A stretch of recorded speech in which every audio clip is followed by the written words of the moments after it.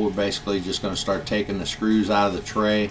I take the front ones out first, and I usually use air to take them out, just a little quicker. As you can see, I'm coming across there, going across all those front little brackets that are on the top. What I'll do is, after I get done taking them out, I'll mark what positions they're in. Some of them will come out, some of them won't. As you see, I'm marking them here. Some of them will basically come out. Some of them are like hooked behind it, so you got to leave them with the tray. Get them loose, and then go ahead and start taking this clip here. This is your windshield wiper motor tab. There's a little red clip in there you got to pop out. I use a little needle nose. Pull that out, and then you unclip it. Most of them are stuck to the tray. This one wasn't stuck to it. Somebody pulled it apart before, so I just unclipped it and left it dangle. Here I'm basically taking the drainage tubes off. There's two drainage tubes underneath the tray. One on the left side, and then there's one on the right side. So get those pushed down. You just push them down and leave them in there. Not a really big deal.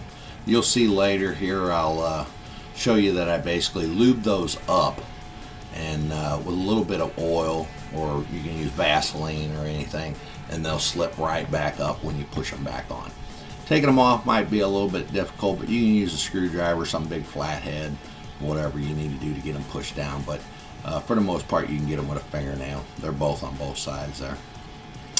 Then there's some bolts that basically go straight into the firewall. You got to take them out. You can ratchet them out, or you can use air. I just basically used air here. Not really a big deal. Once you pull them out, if you can't get down to them, you can always use a magnet to basically pick them up, pull them out. After that, you're basically pretty much ready to pull the tray out. As you can see, some of those brackets popped up, and I just basically kind of make sure everything comes loose and pull out one side a little bit farther than the other. Watch the battery as you do it. I don't take out the battery, but there you are. Okay, I take a little Vaseline, run it around these rails. Easier to put these back on.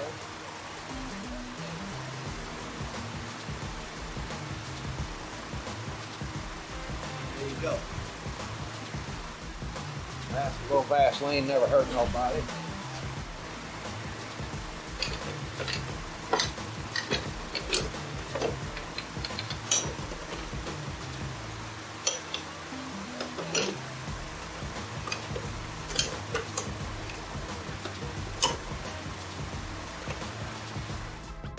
As you can see, it's a one-man job. You can basically put the tray back in by yourself.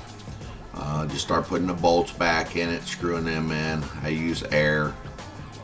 Don't really torque them down anything, just get them tight, run them down to about snug, and then I'll go about 15 degrees to 20 degrees on those, get them good and tight. There is probably torque specs on them, but I didn't use torque specs. You know, it's basically getting it basically tight, and then I put all the little screws and nuts on it. So I basically just run them down softly with air. I'm not pulling the trigger all the way, it'll break them off, so be careful. Don't try this at home, kid. Once I got them all tightened down, I did the upper ones. As you can see, I had a little spectator that come through, check me out, make sure my work's all good. And then I moved on to putting the lower hoses on, the windshield wiper clip to the motor. Put that in, and then now I'm on the other side putting the other drainage tube on.